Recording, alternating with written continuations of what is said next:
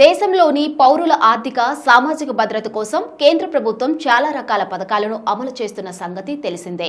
ప్రధానమంత్రి జీవన్ జ్యోతి బీమా యోజన కూడా అలాంటి పథకమే. దేశంలోని ప్రతి విభాగం కూడా ఈ బీమా పథకం ద్వారా ఎన్నో ప్రయోజనాలను పొందుతుంది. ఈ బీమా పథకం కింద పాలసీని కొనుగోలు చేయడానికి సంవత్సరానికి ఒకసారి కేవలం చాలా తక్కువ మొత్తాన్ని మాత్రమే చెల్లించాలి.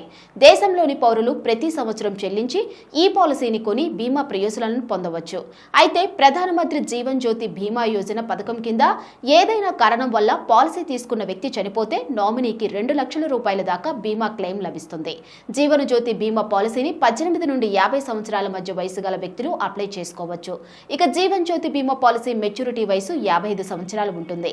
ఈ టర్మ్ ప్లాన్ ను ప్రతి సంవత్సరం కూడా రెన్యువల్ చేసుకోవాలి. ఒకవేళ ఏ సంవత్సరంలోనైనా ఆ ప్రీమియం డిపాజిట్ చేయకపోతే మీరు బీమా ప్రయోజనంని పొందలేరని గుర్తుంచుకోండి. దాంతో మీ పథకం మూసివేయబడుతుంది. కానీ ఇందులో ఒక సదుపాయం ఏమిటంటే మీరు 55 ఏళ్ల వయసు వచ్చేదాకా మీకు కావాల్సినప్పుడు ఈ పథకంలో ప్రవేశించవచ్చు. ఈ జీవన్ జ్యోతి బీమా పథకం పాలసీని కొనుగోలు చేయడానికి మీరు ప్రతి సంవత్సరం కూడా కేవలం 436 రూపాయలు చెల్లిస్తే సరిపోతుంది. ఇక 2022 సంవత్సరానికి ముందు పాలసీని కొనుగోలు చేయడానికి కేవలం 330 రూపాయలు మాత్రమే చెల్లించాల్సి ఉండేది. అయితే ఆ తర్వాత ప్రభుత్వం దీన్ని 436 రూపాయలకు పెంచింది. ఈ బీమా ప్రీమియం జూన్ 1 నుండి మే 30 దాకా చెల్లుబాటు అవుతుంది.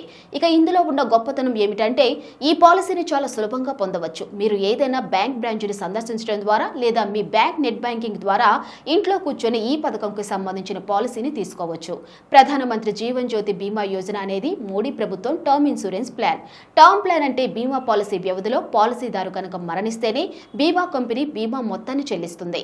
జీవన్ జ్యోతి బీమా యోజన వ్యవధి పూర్తయిన తర్వాత కూడా పాలసీదారు చనిపోకుండా క్షేమంగా ఉంటే అతనికి ఎలాంటి ప్రయోజనం ఉండదనే విషయం గుర్తుంచుకోవాలి.